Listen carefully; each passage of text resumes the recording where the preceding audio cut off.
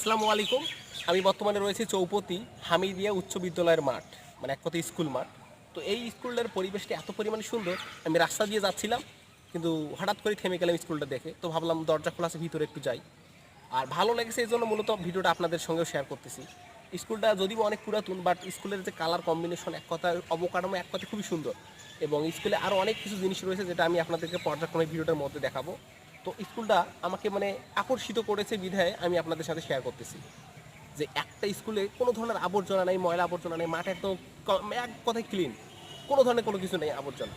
তো এই শিক্ষা প্রতিষ্ঠানগুলো এরকম যদি হয় সুন্দর পরিপাটি, তাহলে ছেলে মেয়েদেরকে আসলে খুব ভালো লাগে, পড়াশোনা করতে ভালো লাগে। আমরা যে সময় স্কুলে পড়াশোনা করতাম, আমাদের সময় স্কুলগুলো এত উন্নত ছিল না।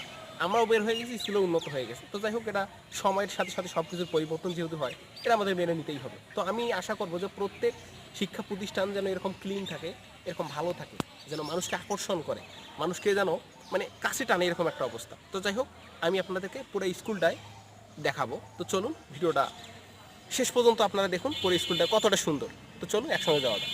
একটা শিক্ষা প্রতিষ্ঠান শুধু প্রতিষ্ঠান না, এটা মূলত জ্ঞানের একটা বাতিঘরও বলা যেতে পারে। কারণ এখান থেকে আমাদের ব্যক্তি জীবন কীরকম হবে সেটা নির্ধারণ করা হয়। এখানে আসলে মানুষের মতো মানুষ করে একটা ছেলেকে একটা মেয়েকে গড়ে তোলা হয়। আর এক্ষেত্রে সবথেকে গুরুত্বপূর্ণ ভূমিকা পালন করেন মা বাবার পরেই শিক্ষকরা। তারা আমাদের কাছে আসলে খুবই শ্রদ্ধেয় এবং সম্মানিত। আর সবথেকে ভালো লাগার বিষয় হচ্ছে এই বিদ্যালয়ের পরিবেশ এবং ক্যাম্পাস খুবই সুন্দর, খুবই স্মার্ট, যা আপনারা দেখতেই পাচ্ছেন। এক কথায় এরকম সুন্দর শিক্ষা প্রতিষ্ঠানে পড়ালেখা করলে নিজেদেরকে অনেক ভালো লাগে।